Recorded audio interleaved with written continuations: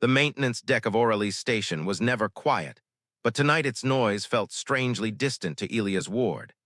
He wiped the sweat from his brow, squinting at the fractured lumen screen panel he'd been assigned to repair before the royal procession arrived. The cables inside were fused from a power surge, sparking at random intervals like a temperamental thunderstorm in a box. "Ward, you done with that?" His supervisor called. "Almost," Elias muttered, tightening the last coupling. The pressure in the corridor shifted, a silent herald of the station's automated airflow cycle, and then the doors at the far end slid open to reveal the procession. He turned his head and froze. 3 Aurelian sentinels stepped forward first, each towering and armored in lacquered obsidian plates. Behind them glided a woman who seemed made of starlight. Her height alone marked her as non-human, tall, nearly statuesque, but it was the rest of her that made Elias forget how to breathe. Her skin carried a soft, iridescent glow, shifting between pale rose gold and moonlit silver. Her hair, long, cascading, made of luminous strands that shimmered with movement, framed a face so elegant it bordered on unreal. And her ears, long, gracefully curved, tapering to delicate points, were adorned with faint metallic markings that pulsed like living circuits. But it was her eyes that caught him, golden violet like twin galaxies in motion. Queen Seralyth Varein. He'd seen her image in 1,000 broadcasts, but nothing matched the living presence of her, the quiet gravity, the sorrow hidden under her practiced composure, the kind of beauty that hurt to look at for too long. Elias realized he was staring a second too late. A spark burst from the half-functional lumen screen, larger than expected, bright as a miniature sun. It jumped toward the walkway like a thrown torch, straight toward the queen. There was no thought in him, only instinct. Elias lunged, grabbing her waist and pulling her back just as the screen discharged a violent arc of blue fire. It struck the railing where she had stood, exploding into a spray of molten particles. The sentinels whirled. Energy spears ignited. Everyone shouted at once. Elias didn't hear any of it. He was too busy realizing his hands were on the queen. He released her instantly, stepping back with a horrified gasp. Your Majesty, I didn't, it was just." But Seralyth wasn't looking at the destruction or at her sentinels or even at the panicked aides scrambling around them. She was looking at him, directly, deeply, like he had just said something in a language he didn't speak. Her iridescent pupils widened, then softened in a way he had never seen in any public broadcast. She took one slow breath, her chest rising with something that looked like wonder and fear and something else Elias couldn't name. "Human," she whispered, voice trembling in a way that felt impossible for someone like her. "Do you understand what you have done?" I'm sorry, I just reacted." "No," her voice broke like a soft fracture in crystal. "You invoked the vow of radiant protection." Elias blinked. "The what?" The nearest sentinel stiffened. The chamber seemed to go silent at once. Seralyth stepped closer, close enough that he could see the light rippling softly beneath her skin, shifting in an unmistakable emotional pattern. Bond recognition, Aurelian intimacy response. "My people," she said quietly, "do not touch a reigning monarch in such a way unless they intend a sacred promise. You shielded me with your body. You placed yourself between danger and my life." She swallowed. That gesture is a vow traditionally exchanged between consorts. Elias' blood evaporated. "Consorts? No, no, no, Your Majesty, I didn't even know." "You did not know," she said almost tenderly. "But intent is not required, only action." The sentinels exchanged horrified looks. Seralyth's voice dropped to a whisper meant only for him. "And I have not been the recipient of such a vow in all my reign, not once." Elias' heart twisted. Her loneliness was a quiet star collapsing under its own gravity. "I'm not a consort," he said weakly. "I'm not even important. You are now." His stomach flipped. "What does that mean?" Seralyth exhaled, slow and shaking. "It means the Council will see you as a threat. It means political factions will weaponize this moment. And it means I cannot ignore what you awakened in me when you touched me." Elias stepped back, overwhelmed. "Your Majesty, I swear I didn't mean." "I know." Her voice softened, curved, warmed. "That is why it matters." Around them, security forces scrambled. Advisors shouted into comms. The corridor filled with noise and panic. But Seralyth leaned toward him, only inches away now, lowering her voice so only he could hear. "There will be consequences for this, but—" Her gaze turned unbearably bright. "If you wish to speak again, if you wish to understand what has begun between us, come to the secluded—" The Arboretum on Deck 12 was nothing like the rest of Aurelian Station. Where the corridors were metal and echo, this place breathed, softly, quietly, like a sleeping forest held inside a sphere of glass and gravity plating. Bioluminescent leaves glowed along curving branches, painting the air with drifting specks of blue and gold. Artificial moonlight shone through the dome above, turning the entire garden into a dream suspended over the endless dark of space. Elias stepped inside, breath-catching. This was not a place for people like him. Maintenance workers didn't wander into royal sanctuaries, but the queen had asked for him, at exactly midnight cycle. His heart hammered with every footstep along the luminescent pathway. He wasn't sure what terrified him more, meeting her again, or the potential political disaster awaiting him the moment he did. He rounded a bend and stopped. She stood alone beneath an arch of flowering vines, their petals glowing softly around her like drifting stars. Queen Seralyth Varein. No armor, no regalia, no advisors. She wore something simple tonight, flowing ivory robes that shimmered with faint gold threads, her silver hair loose around her shoulders like a cascade of light. Her long ears angled toward him as she turned, and then she smiled. Not the diplomatic, measured smile she gave the galaxy, something gentler, something almost shy. "You came," she said softly. "Yeah, of course." He winced at how human he sounded, but her smile didn't fade. "Good." She stepped closer, the moonlit floor reflecting faint colors off her skin, rose gold shifting to lavender at her cheeks. "I feared," she continued, "that once the panic faded you might regret what happened." Elias ran a hand through his hair. "I didn't exactly choose it, I just reacted. Instinct, you know? Something was exploding and you were standing there, so I shielded me," she finished, "with your own body." Her eyes glowed brighter. "That is not an instinct my people share. It is intimate, deeply so, an act of meaning." Elias swallowed. "Where I come from, it's just what you do." "Not for a queen," she whispered. "Not for someone untouchable." The way she said untouchable made his chest tighten. "Seralyth, I'm not trying to get involved in whatever your culture thinks I did. I'm not trying to make trouble for you." "And yet," she said, stepping close enough that he felt the chill of her skin, "trouble is already here." He blinked. "What do you mean?"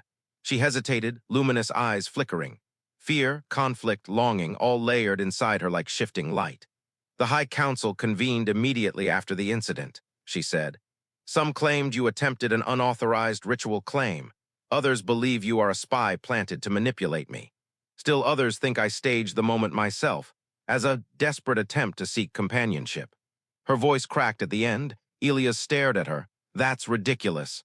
"Yes," she whispered, "but politics does not care what is true. It cares what can be used." A faint breeze brushed the glowing leaves overhead. "So," he said carefully, "they think we're involved." She met his gaze. "No." A pause. "They fear we might become involved." He couldn't tell whether the flicker in her eyes was fear or hope. "And what about you?" Elias asked before he could stop himself. "Do you fear that too?" Silence settled between them. Seralyth stepped even closer, close enough that he could see the fine dusting of light across her cheeks, the subtle tremble of her breaths, the delicate warmth blooming across her iridescent skin. "No," she said, voice barely audible. "What I fear is that I do not fear it at all." Elias' pulse roared in his ears. She lifted her hand, slowly, hesitantly, and touched the place on his chest where he'd pulled her to safety. Her fingers were cool, like moonlit water. "When you grasped me," she whispered, "something ancient in me responded. Aurelian hearts are slow to stir, but when they do—" She swallowed. "They do not stir lightly." He felt gravity tilt beneath him. "Seralyth," he said softly, "I didn't mean to start anything, but I don't regret pulling you out of the way. I'd do it again." Her breath hitched, glowing faintly in her throat. "That," she said, "is why this is dangerous." She stepped back not far, but enough for the air to cool between them. "If the Council believes we have formed a bond, they will intervene. They will demand I renounce the vow, publicly, violently if necessary." Elias froze, violently. "A symbolic severing," she clarified. "A ritual meant to erase the possibility of connection." Her voice dropped. "It would require a painful statement, one that would shame you and break my standing." His throat tightened. "What kind of statement?" She met his gaze. "That you are beneath me, unworthy, unchosen." The words struck like a physical blow, even hypothetically. "Why tell me this?" he asked. "Because I must decide," she said quietly, "whether to follow the Council's demands or defy them." The world seemed to hold its breath. And defying them means what? Her answer was soft as falling starlight. It means allowing this moment between us to exist, allowing it to continue, even though it should not. He exhaled shakily. And what do you want? Her luminous eyes softened, opened, unshielded. I want. Her voice trembled. I want something I have been forbidden for 43 years, a choice that is mine. Elias didn't move, didn't speak, didn't dare. Tomorrow, she continued, I must present my assessment to the council. They expect me to condemn you, to sever the vow, and if you do, then we stand together, even if in secret, even if only for now, even if it complicates everything. Seralyth, he whispered, I'm not asking you to risk your throne for me. She shook her head slowly. You misunderstand, I am not risking my throne, but my loneliness. Something inside him broke. She extended her hand, the faintest invitation. Will you stand at my side tomorrow? She asked. Not as a consort, not as a subject, but simply as Elias. The decision was instant. Yes, he said, I will. Her breath left her in a trembling sigh of relief. Then meet me outside the High Council chamber. Second cycle. Come alone, and whatever happens inside, do not react, no matter what I am forced to say. Elias' stomach tightened. You think they'll push? The High Council chamber was nothing like Elias expected. He had imagined something grand and echoing, vast ceilings, imposing architecture, ceremonial banners. Instead, the chamber felt cold, clinical. Designed not for majesty, but for scrutiny. 12 counselors sat in a curved formation, their elevated seats forming a crescent of judgment. Their skin glowed with the muted colors of older Aurelians, pale blues, silvers, and faded golds, luminescence dimmed by age or politics. Their long ears were adorned with ceremonial bands of authority that hummed faintly in the air. They didn't look wise. They looked hungry. At the center of the chamber stood a tall, crystalline dais. Queen Seralyth Varein rose upon it, immaculate, statuesque, her robes shimmering like poured moonlight. Her expression was perfectly composed, a calm mask Elias had not seen since before the accident. It hurt to see her like that. He stood at the periphery as instructed, a simple figure in maintenance attire among a sea of political predators. Sentinels lined the walls, stoic and unreadable, but Elias could feel their attention on him. He wasn't restrained, but he might as well have been. Councillor Varein, a sharp-featured Aurelian with silver eyes that burned with unmasked disdain, spoke first. We convene to address the incident that occurred during Her Majesty's arrival procession. His gaze landed on Elias like a scalpel. The human present will step forward. Elias' pulse thudded. Seralyth didn't look at him. He stepped into the center of the chamber. Councillor Varein continued. Human Elias Ward. Maintenance worker, unranked, unvetted, unrelated to any diplomatic function. The councillor arched a thin brow. And yet you made physical contact with our sovereign in full view of witnesses. Elias swallowed. There was an equipment malfunction. The panel exploded and... Do not explain, Varein snapped. We are stating facts. Another councillor leaned forward. Councillor Larenthi, older, softer-featured, her glow pale gold with age. But intent matters, Varein, she said gently. The human acted to protect Her Majesty. Or, Varein countered, he used the chaos to invoke a cultural claim he does not understand. Elias' stomach flipped. Seralyth remained silent still, too still. Varein turned to her. Your Majesty, did you perceive the human's action as an invocation of the vow of radiant protection? The chamber held its breath. Seralyth closed her eyes for a brief moment, a tiny fracture in her composure, and when she opened them, they were cool and unreadable. I did, she said. A murmur rippled across the council. Elias' chest tightened. She had told him not to react. Don't react, don't react. Varein seized the moment like a predator. Then the matter is clear, he said sharply. The human's gesture carries ceremonial weight. It must be severed. Councillor Larenthi frowned. We should hear from Her Majesty first. Varein ignored her. Your Majesty, he said, voice ringing through the chamber, do you reject this unintended vow? Another silence, sharp enough to draw blood. Seralyth lifted her chin a fraction. I. Her voice wavered. I recognize that the vow was unintentional. The human did not act with awareness of its meaning. Elias exhaled quietly. But, she continued, the vow was made. The symbolism cannot be undone by ignorance. A murmur of agreement. And so, Varein pressed, for the protection of the throne and the preservation of tradition, the vow must be severed. Seralyth said nothing. Varein looked almost triumphant. Proceed with the right of rejection.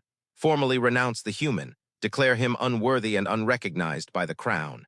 Elias felt the air leave his lungs. She de-warned him about this, warned him it might come to this, but hearing it aloud still felt like a blade sliding between his ribs. Seralyth's gaze lifted, finally meeting his. Her expression was unreadable. Her eyes glowed faintly, too faintly. She spoke his name so softly it almost wasn't heard. Elias. He didn't breathe. Step forward, she said. He did. The chamber felt small now, cold, hostile. She looked at him for a long moment, longer than any ceremonial protocol required. Then she turned toward the council. As sovereign of the Aurelian Dominion, she said, voice steady and regal, I will perform the rite of rejection. Elias' heart cracked. Don't react, don't react. Councillor Varein nodded approvingly. Proceed.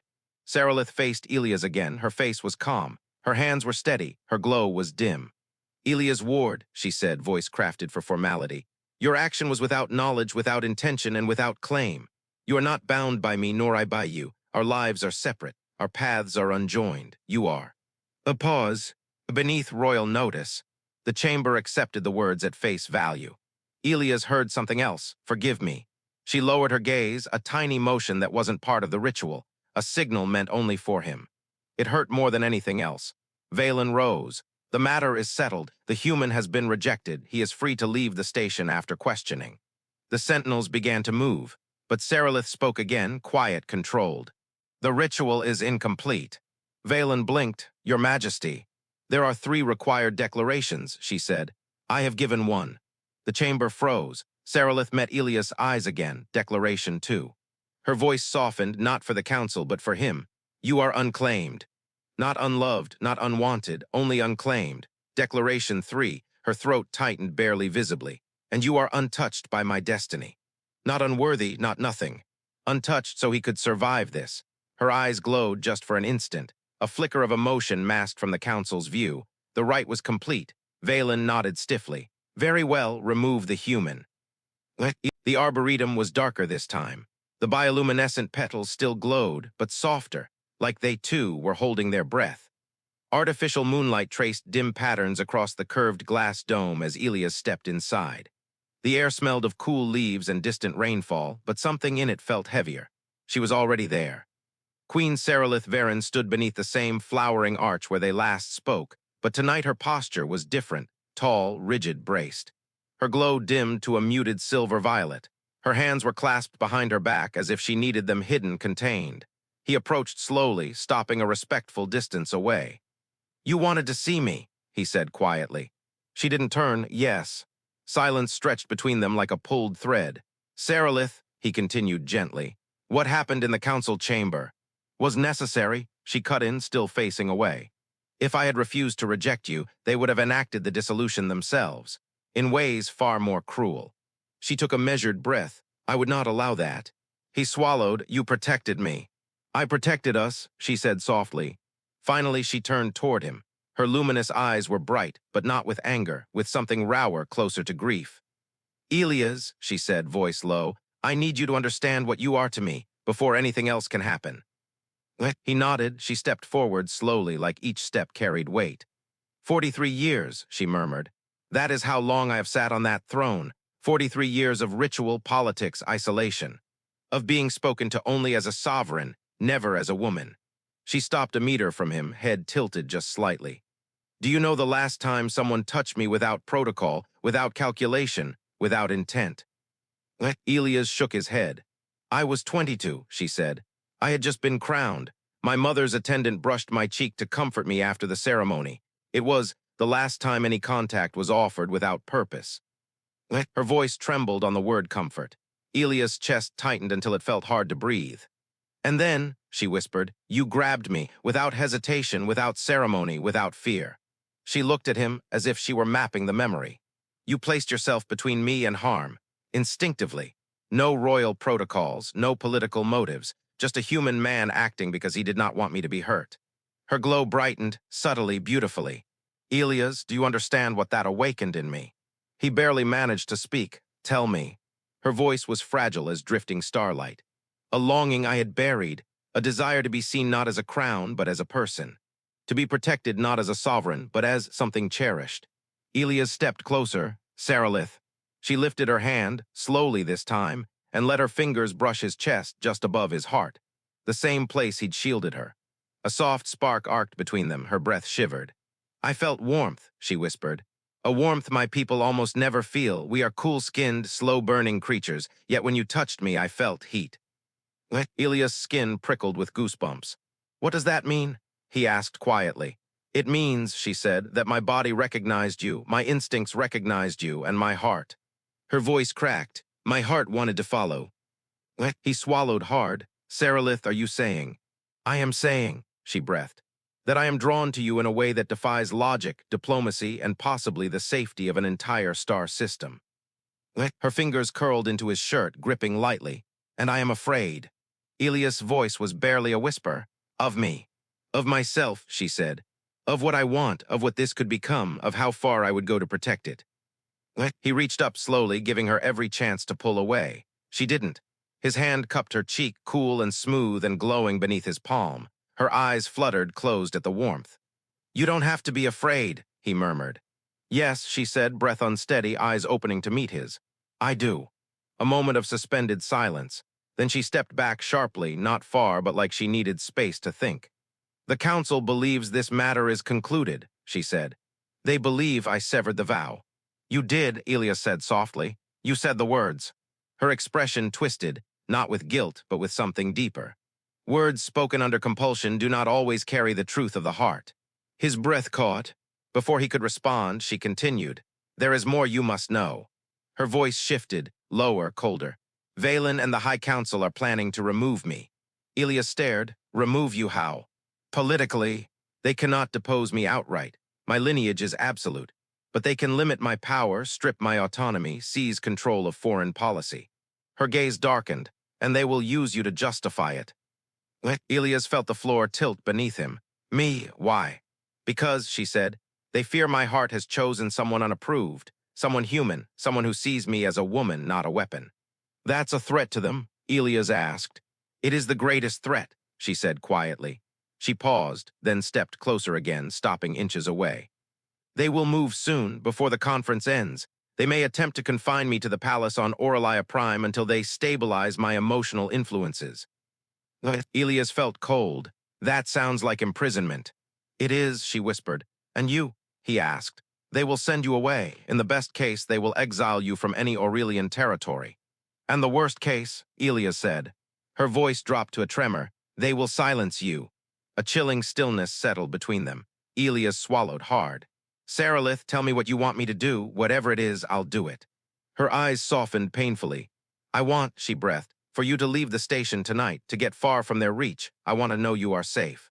He shook his head instantly. "I'm not leaving you." "You must," she insisted, hands gripping his arms now. "If they hurt you because of me, if they use you to weaken my throne, I will not forgive myself." "Seralyth," he said, stepping closer, "look at me."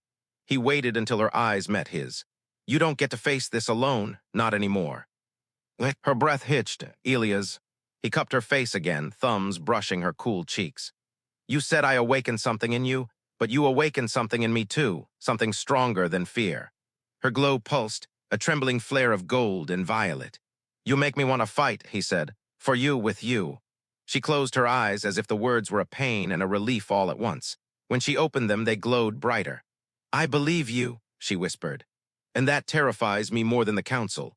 Their foreheads touched, her cool, his warm, their breaths mingling in the moonlit stillness. For a moment, nothing else existed. Then Seralyth exhaled shakily. "There is one path," she said. "One chance. One way to keep you safe and keep me free." "What is it?" She opened her eyes, and the decision inside them was blazing. "You must come with me," she said. Elias blinked. "Come with you where?" Her voice was soft thunder. "To Aurelian Prime." His heartbeat stalled. "As my protected guest," she continued. "Under my personal domain, outside the Council's reach." He stared at her. "That sounds like—" "Yes," she whispered. "A declaration, a choice. A risk we would take together." "Seralyth." She stepped back, not in retreat, but in offering. "I will leave the station." 2 station cycles. That was all the time Elias had. 2 cycles to decide whether to follow a queen into the heart of her empire or leave her to face a political firestorm alone. He barely slept. Every moment felt stretched thin, humming with tension. Every corridor felt like it held eyes watching him. The Council's presence lingered everywhere, shadow-like.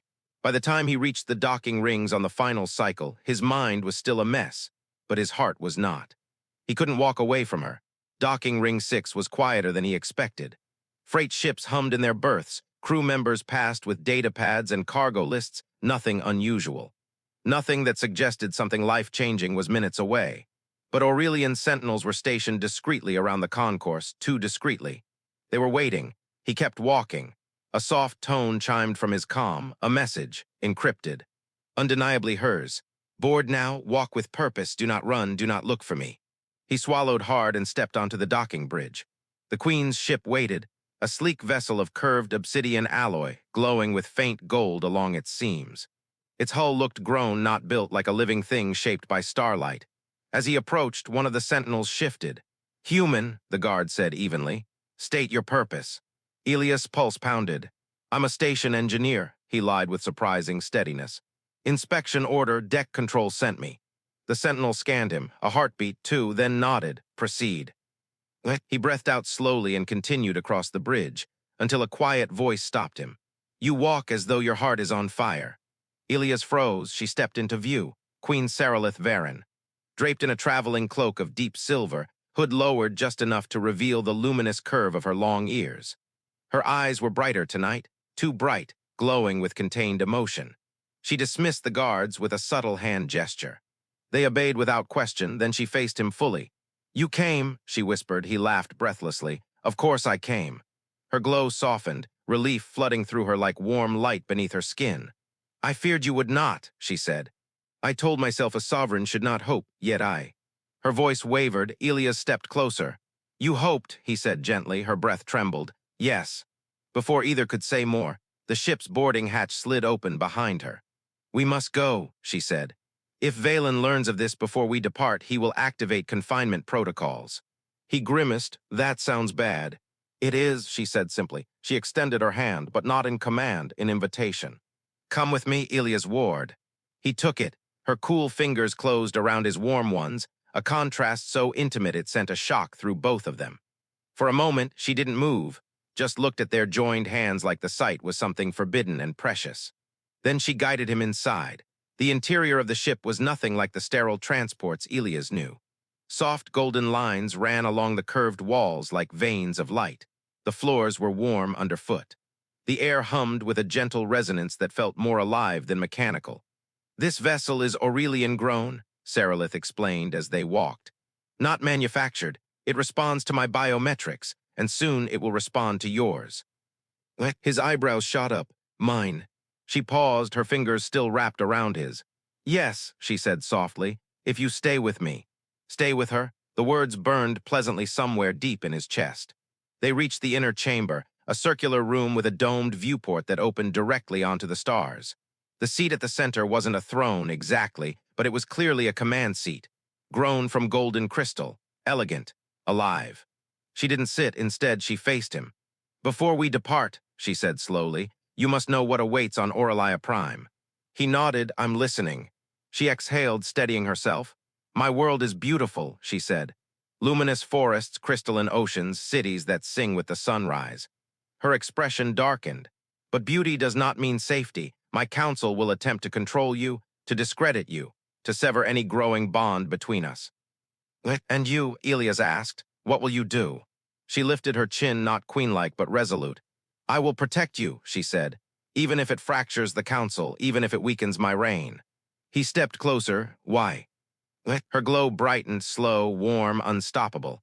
"Because you protected me," she whispered. "Because something in me refuses to let you go." He breathed out shakily. "I feel the same, Seralyth." For a moment they just stood there, distance shrinking to a breath between them. Her long ears angled toward him, a subtle but unmistakable sign of emotional focus among her people. "I should not feel this way," she whispered. "But I do." He reached up slowly, touching her cheek. "Then don't fight it." Her eyes fluttered closed at the warmth, her breath trembling. "I warned you my people do not love lightly," she murmured. "When our hearts stir, they stir for centuries." "I know," he said softly, "and I still chose to come." She opened her eyes, and something inside them broke open completely. She stepped into him, cool forehead resting against his, her hands rising to grip his arms with a quiet desperation she tried to hide. Elias. His name sounded like a vow. He placed his hands gently around her waist, feeling her shiver at the contact. Seralyth, he whispered back, we'll face whatever comes together. Her shimmering breath fanned across his lips. You make dangerous promises, human. And you make it very hard not to. She smiled, a slow, luminous, breathtaking thing.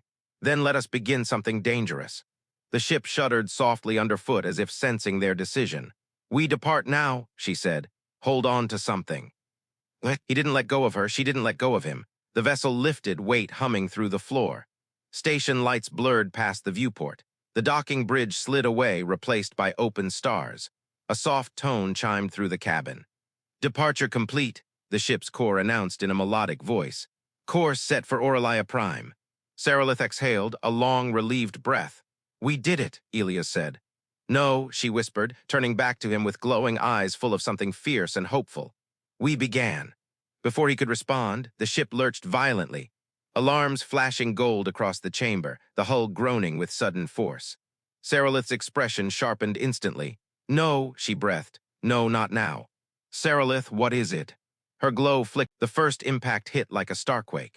The entire vessel shuddered, golden veins of light racing along the walls as the living ship absorbed the blast. Elias grabbed onto Seralyth as the floor tilted beneath them, their bodies pressed together by momentum. Outside the viewport, 3 Aurelian pursuit ships streaked into view, sleek predatory vessels with serrated wings of shimmering crystal. Their engines glowed a cold, ominous blue. Seralyth's eyes hardened. Varein moved faster than I anticipated. Why would your own people fire on your ship? Elias shouted over the alarms. They're not firing at me. Her gaze slid to him. They're firing at you. His blood ran cold. The ship bucked again as a second blast clipped their hull. A low, mournful vibration rippled through the chamber, almost like the vessel was crying out in pain. Starshield is weakening, the ship's melodic voice announced. Seralyth sprang into motion, pulling Elias toward a command harness grown from the biomass wall.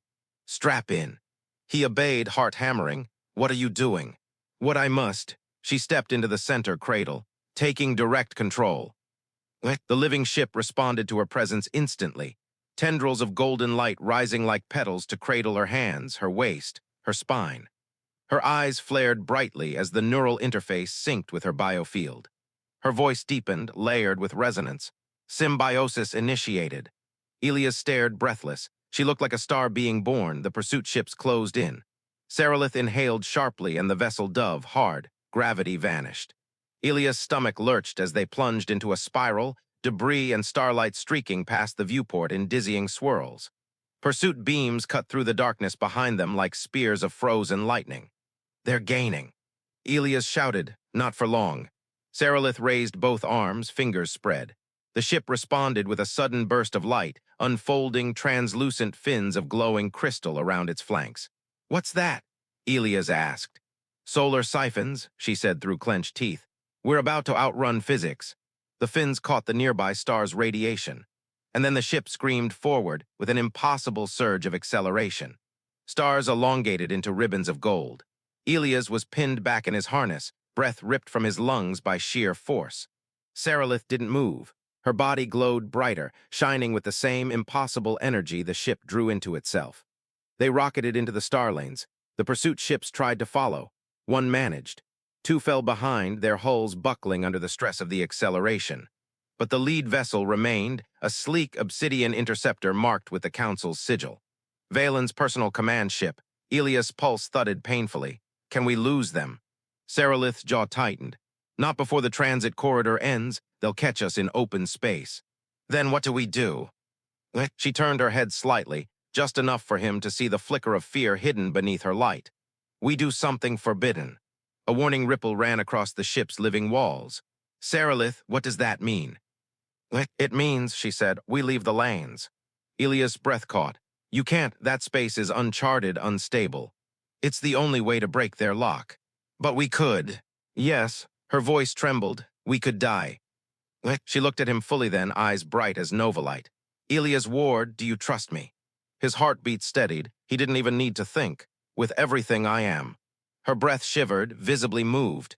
Then she turned back to the cradle. Prepare yourself. She raised both hands, and hold on. The ship folded its solar fins inward, streamlining itself, becoming a spear of golden light.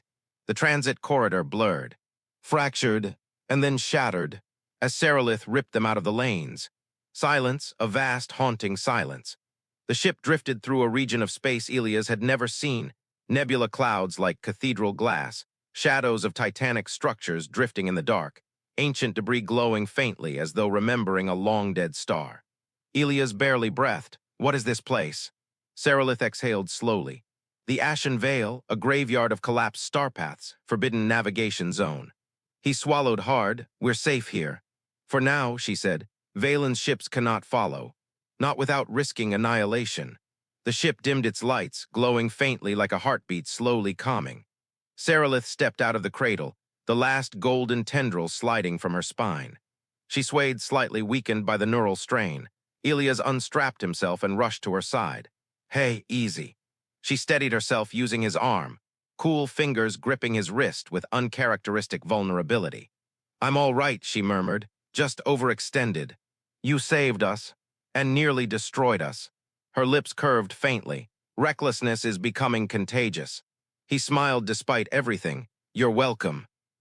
She looked up at him then, a soft, trembling gaze that held everything unsaid between them. Elias. He stepped closer, her long ears tilted toward him instinctively. Aurelian bodies always face the one they choose. Say it, he whispered. She shook her head lightly.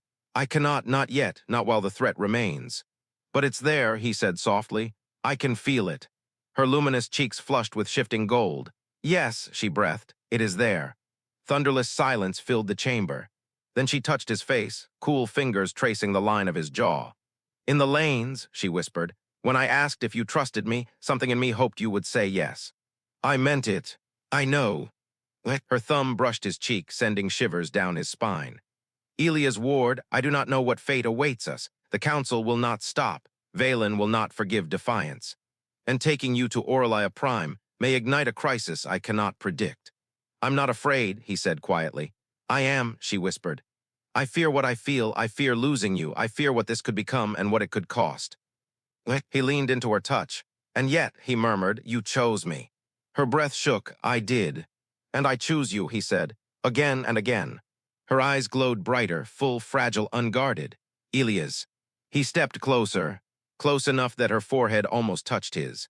Tell me, he whispered, that what happened between us in that garden, what you felt, was real. Her voice came out as a breathless tremor. It was real. And what you feel now.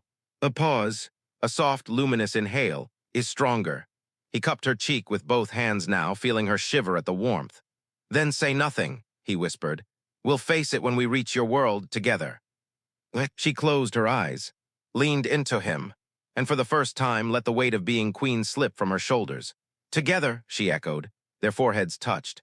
Cool against warm, light against breath, a moment suspended between danger and destiny. And then, a soft chime broke the stillness. Contact detected, the ship announced. Seralyth stiffened, Elias tensed. No, they shouldn't be able to find us. A holographic projection shimmered into view. Not Valen, not a pursuit ship. A civilian freighter, human, Elias stared. That's the Wandering Star. His ship, his crew, Seralyth blinked. They followed you. No, Elias whispered. His stomach dropped. They must have been monitoring my signal. They must have seen me leave the station in a rush. The Wandering Star's distress beacon flared. Under fire, requesting immediate AID, hostile borders, Aurelian. Seralyth's blood ran cold. It's Valen, she breathed. He could not capture you.